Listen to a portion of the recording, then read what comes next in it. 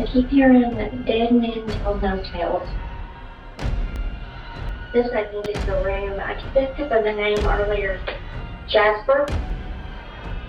And through its lifetime, it's been called the Gospel Hotel, Hotel Sumner, the Pine Grove Inn, the Sherwood Inn, the Ritz in the Sticks.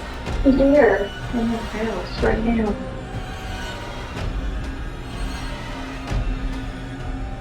I keep hearing this man say, it's impossible that no one questioned anything. No one questioned anything at all.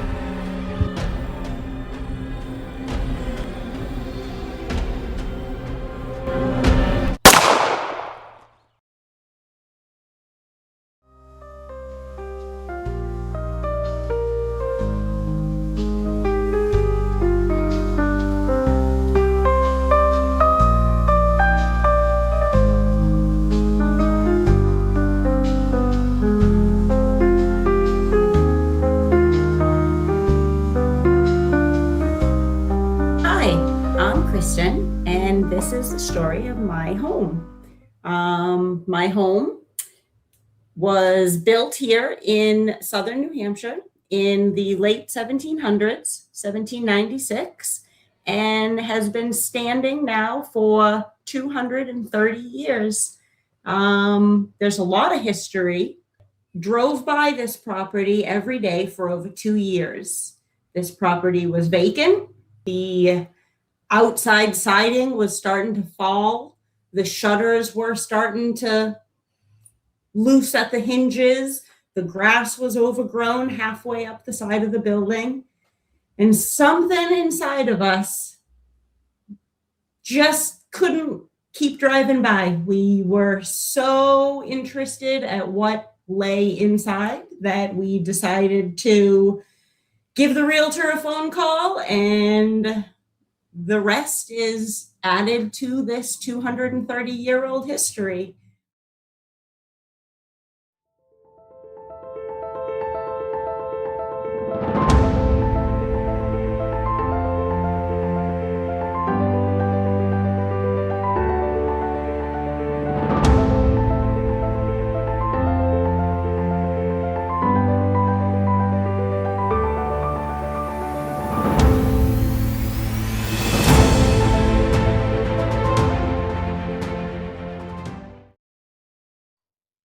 He doesn't like the noise. It's too noisy now.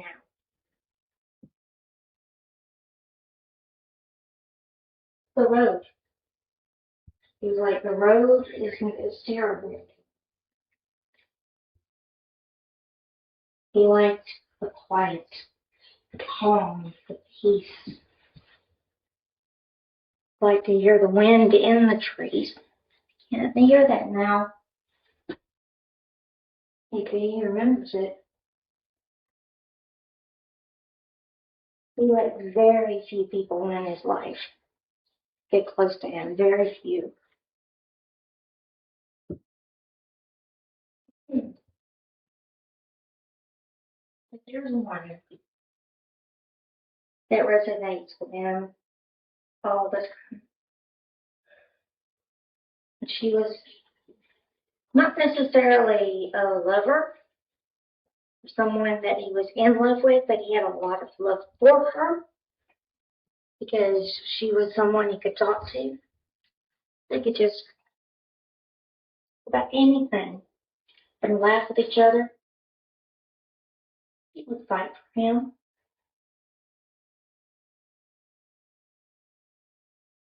Yeah, it's the early 1900s.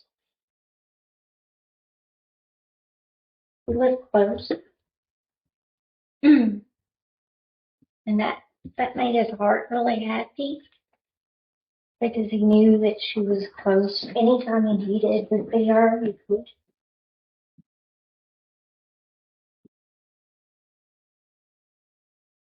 He had a lot of stress in his life. From his business that he ran.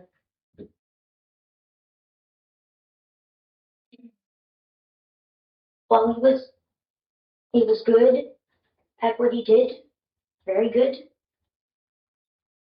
there was also mistakes that were made. And he lost everything. You think you lost everything? Everything. Started to build it back.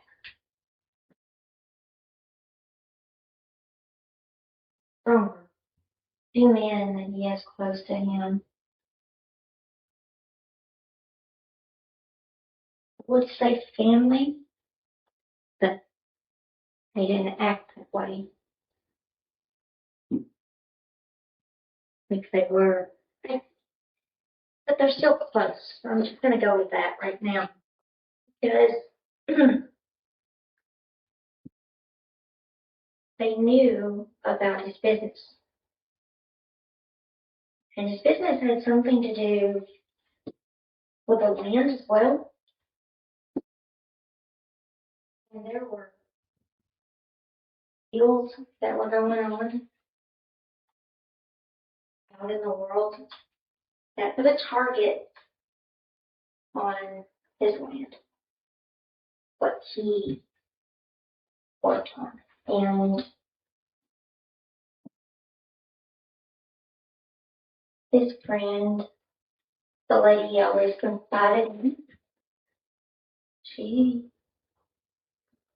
got into a disagreement with one of these gentlemen. Verbal disagreement. He made a statement and she kind of bucked up to him. And finally was arguing and arguing in his defense because they were making statements about him that just weren't true.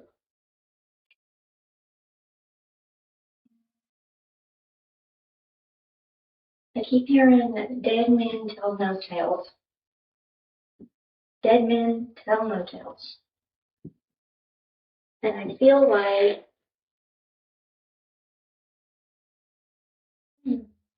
there's a nasty situation that happened. And he was the fall guy for it. He was the one that everybody had to blame on. He didn't do it. He feels bad because she stood up for him and it cost her her life. I have in my notebook on the way here when I was doing my notes. I had a pain to my head. It's almost like a gunshot to the head, and it's like a close distance. And I kept feeling a woman, like that was a woman's feeling or pain at the time. Then I also experienced where I couldn't breathe. Like it started raining outside really hard. And when the rain started, I started to feel this, I just wanted to gasp for air, but I knew if I opened my mouth, it would just be full of water. Kind of like I'm being drowned. And that was, I've got it all written down, how I was feeling. And I know that he's telling the absolute truth. But nobody's ever heard it before. He deserves that. I'm going to give his story out for people. Because he needs them to understand that. He was not a murderer. No. The exact opposite of that. Yes, he was to himself. Yes, he had a hard time sleeping. The reason he had a hard time sleeping is because the sins of man all around him. because of the business of the day getting difficult. Also, he was very empathic.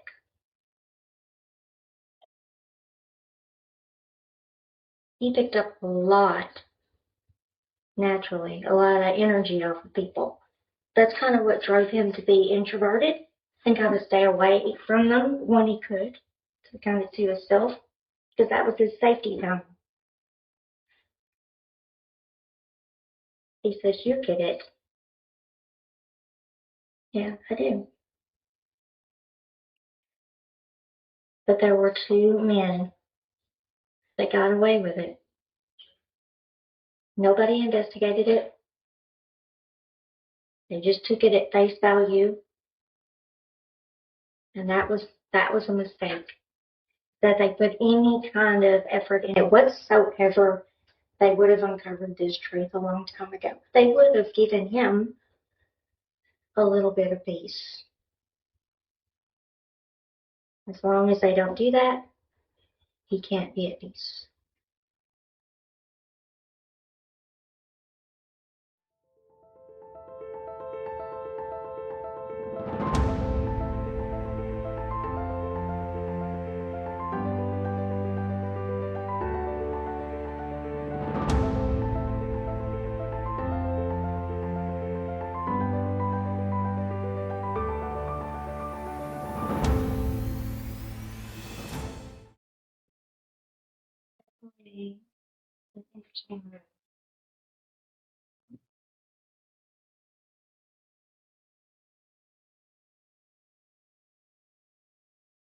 This, I think, is the room. I picked up the name earlier, Jasper.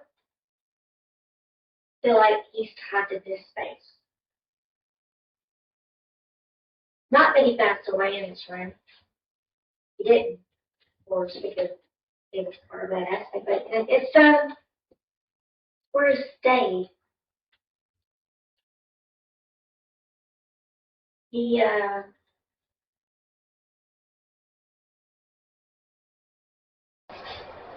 liked to carve wood and make things like that. That was how he entertained himself. Very quiet,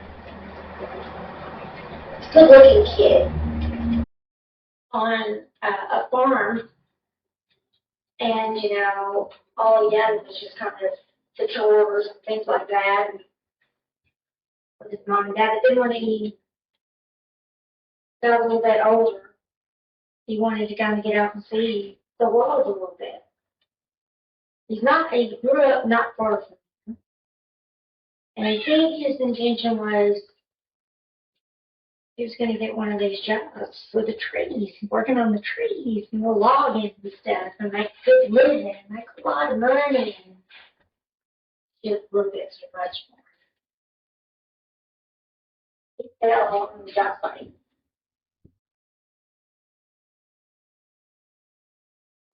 Pretty good rooms, pretty good size spaces.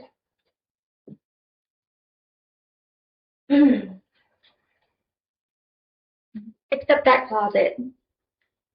That's not really a good closet over there.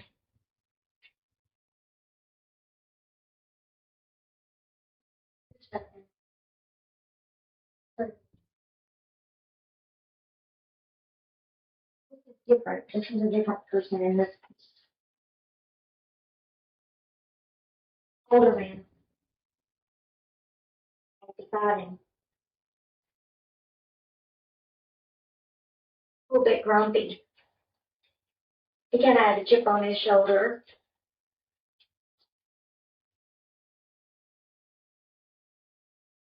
There's a lot of people in the world like that have a chip on their shoulder, though.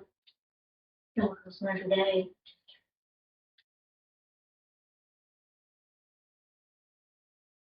It was physical.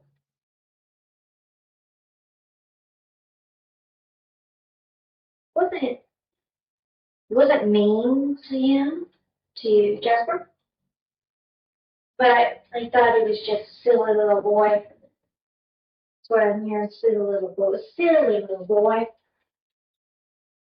Not much hope for him. what he's talking about, and his name.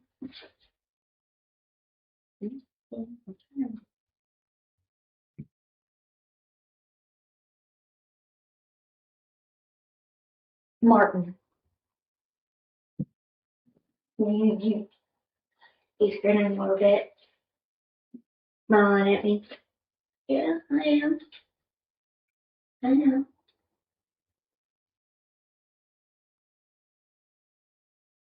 Martin likes to play cards now. These are cards sharp. Cards on the table. Put them on the table. Come on, play a game with me. Martin. I can see him. He's not extremely tall, but that doesn't say much because I'm short. Everybody's taller than me. I would say, try to put my hand on it. Let's go. We got it right there. The spectrum on it. 3, maybe ish.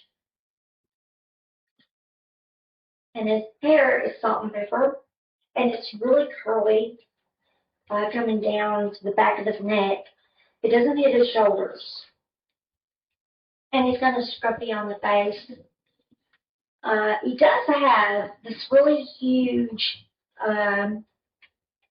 pronounced, like, spot on his face from the sun. I think it's a blemish like that from the sun that's pretty large. It catches my attention right away. His eyes are kind of blue and green. They're really, actually really pretty. His eyes are amazing. And he came from a big family. Big family. So I think that might be where he picked up being kind of the way he is. Kind of cynical.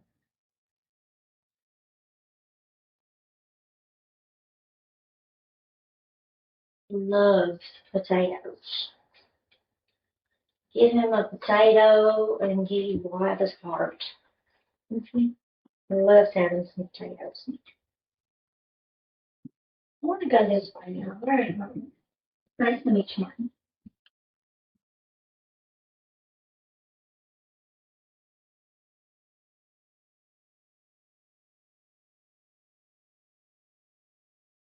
There's a feminine energy about it. In this space, I'm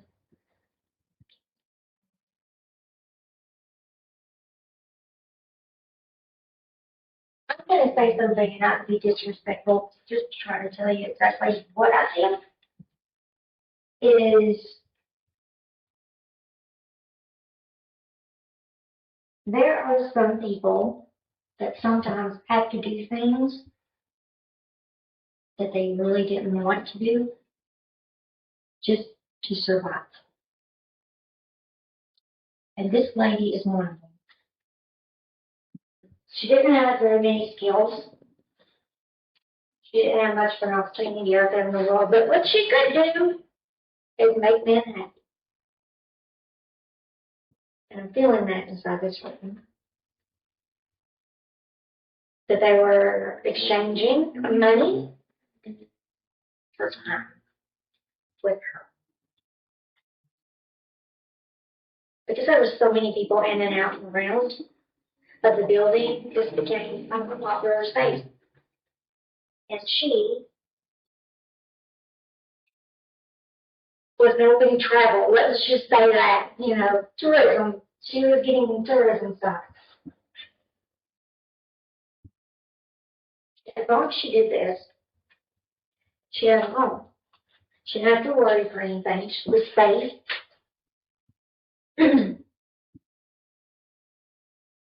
And I can see her too.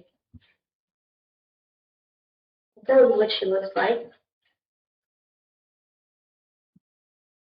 She's a little bit like me.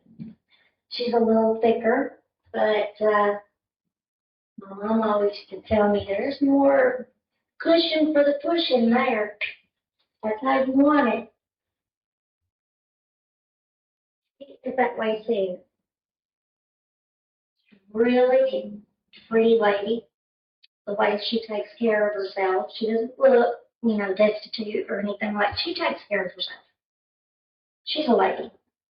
She might do some unladylike things from time to time, but at the heart of it, she's a woman.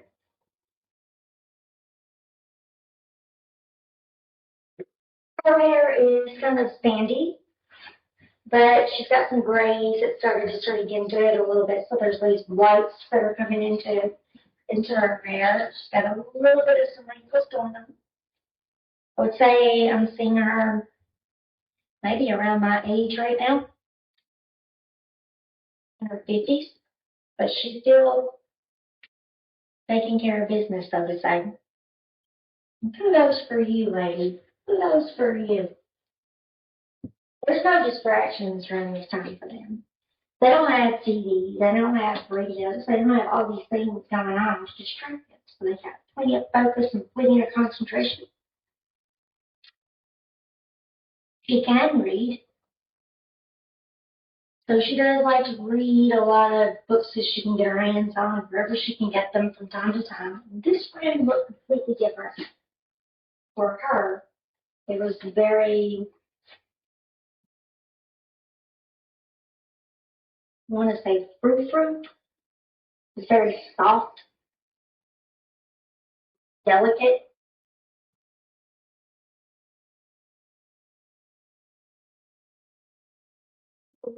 God. I know that might sound very odd because of what she does, but she still believes there's a heaven and hell. She believes that God has a lot of power in her life.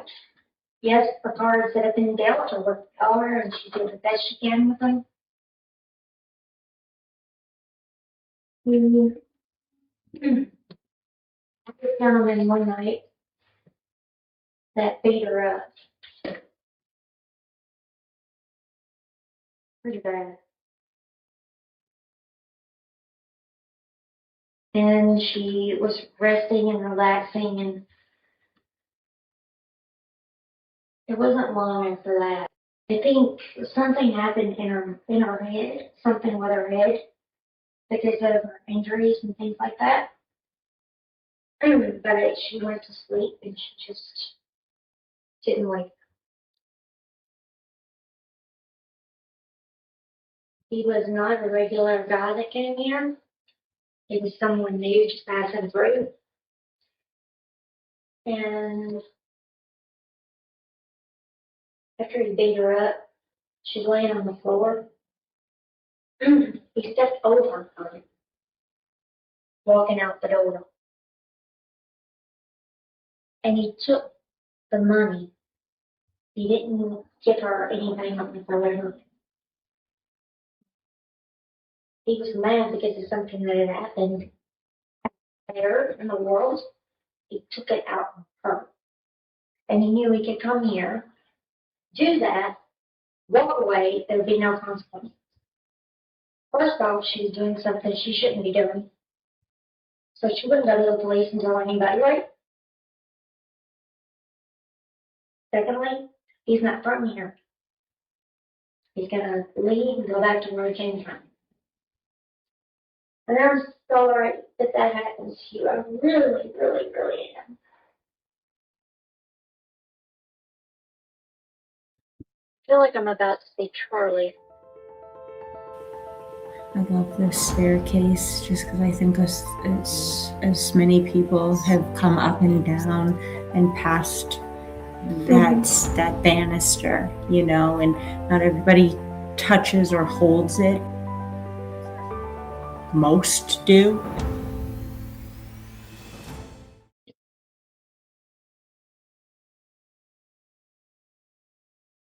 Can I get in this stuff? Absolutely.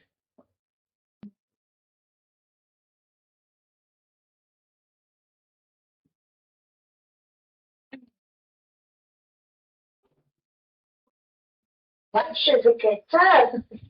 This is a really good tub. I think I'm gonna black out. calm down.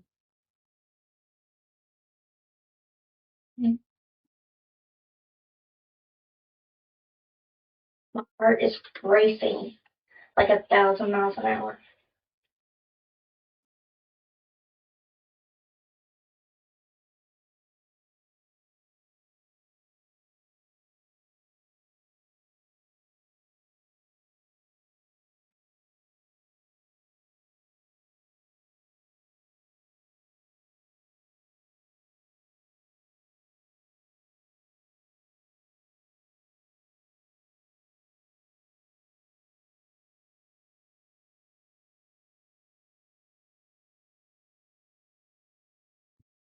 This man said, it's impossible. No one questioned anything. No one questioned anything at all. And that is so sad. It makes me cry so much.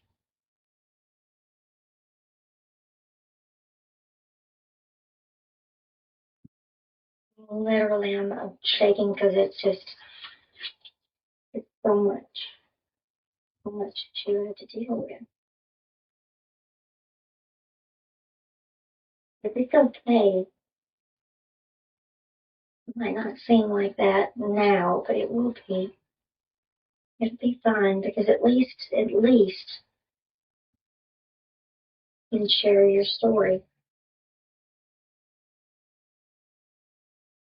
You can tell people the truth, not what they want to believe, the truth.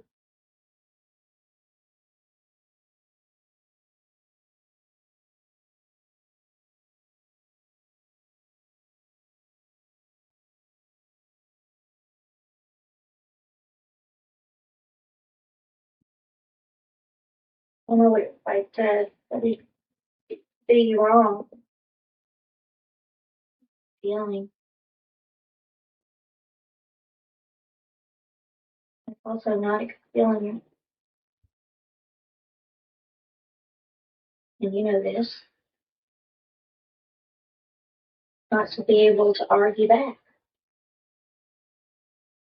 It's your house, your home, it's your life.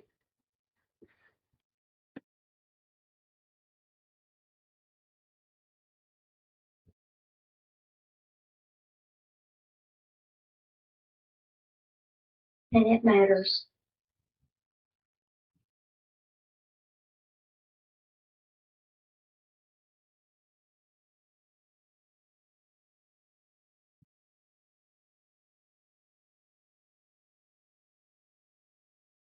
I saw this in one of my dreams. I saw a man in a tub, in his clothes, and then they ran the water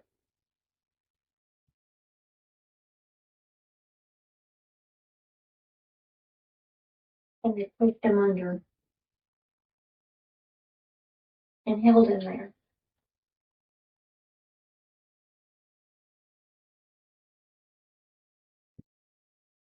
Really,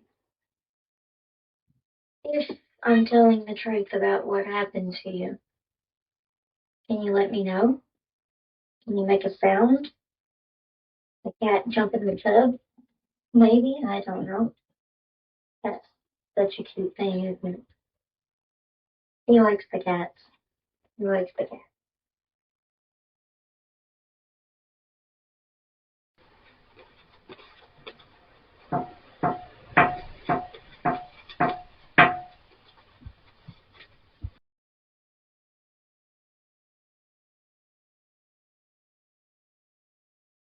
Good old cast iron tub, isn't it? They don't make them like this anymore.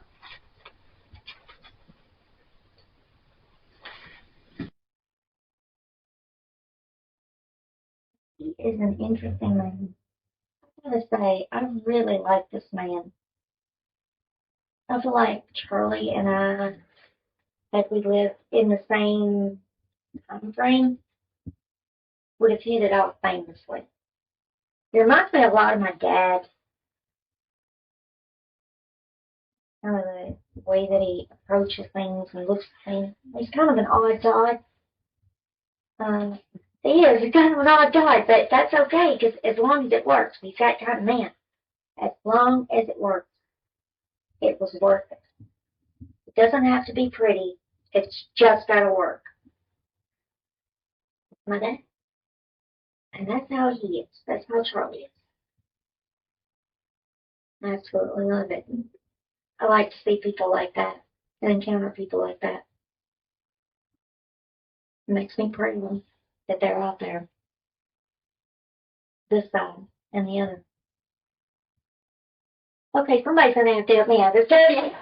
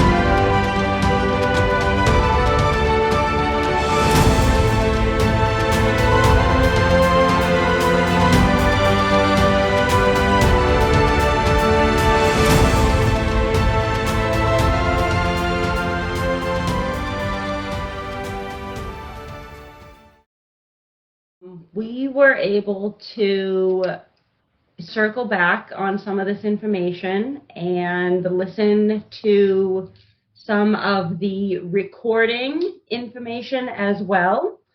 And it was really fascinating to not know whether there was going to be evidence, to actually have concrete sound or answers that Christy was able to provide. Hey, all right. Well, we are wrapping things up. So I wanted to give a thank you to Christy Parrish for taking the time out of her very busy schedule to connect with me, remain connected with me through a whole year, stay connected to my home, and share the information that she was able to receive from it. When I shared with you that this journey was very challenging, there were not a lot of people that wanted to embrace what information we wanted to collect moving forward. And we had to shave a lot off and kind of keep moving forward. And as hard as that was, it was actually a blessing in disguise, because it led me to a lot of people that really not only supported our vision, but connected with my home, connected with me, connected with my family, and understood that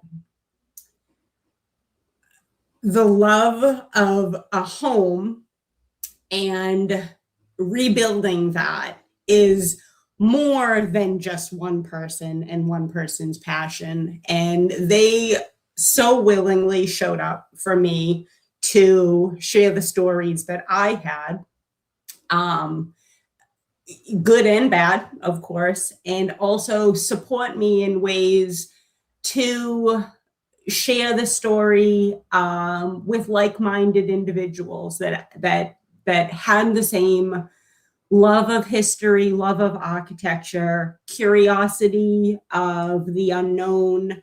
And I am so grateful that you were able to come up and walk through my home and connect those pieces for us.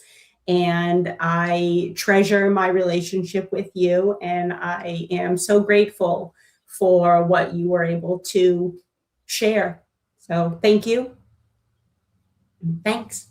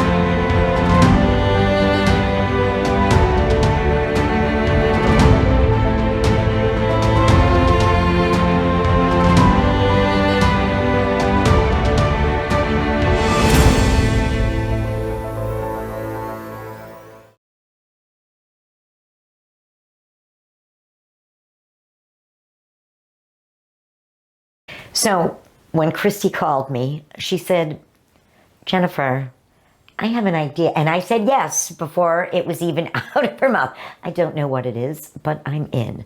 And then she described her idea of the walk. You've heard it once, you've heard it twice, you're going to hear it a lot more. The walk is not a paranormal investigation. But Christy called me with her idea for the walk and asked if I would be willing to follow her around with a video camera.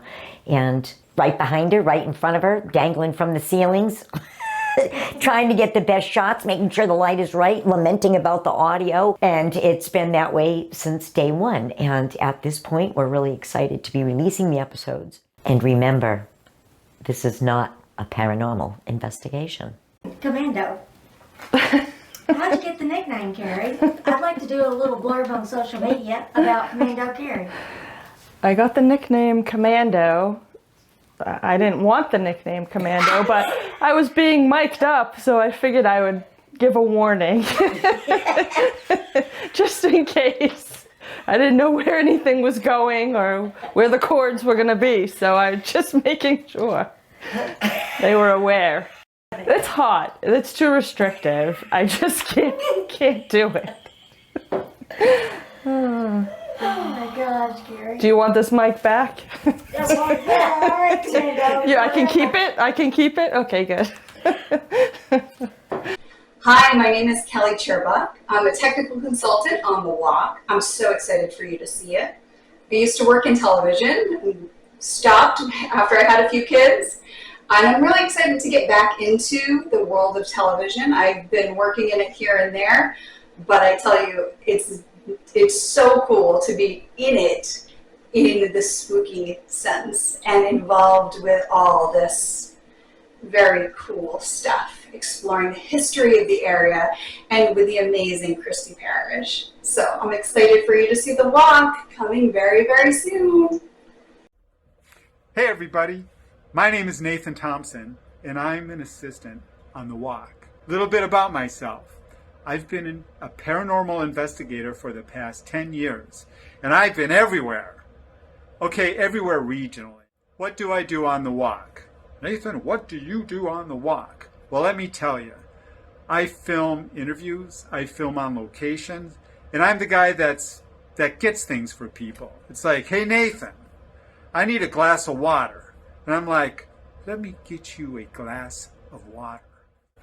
The first episode of The Walk is going to air on August 23rd, 2026. It's going to be on YouTube. And the first episode was filmed in an unknown haunted location in New Hampshire. You've never heard of the place, trust me, but you're going to love it. So I'm looking forward to seeing you on the 23rd. So long! My name is Susan Jacobucci. I'm an assistant and researcher with The Walk. What do I bring to The Walk?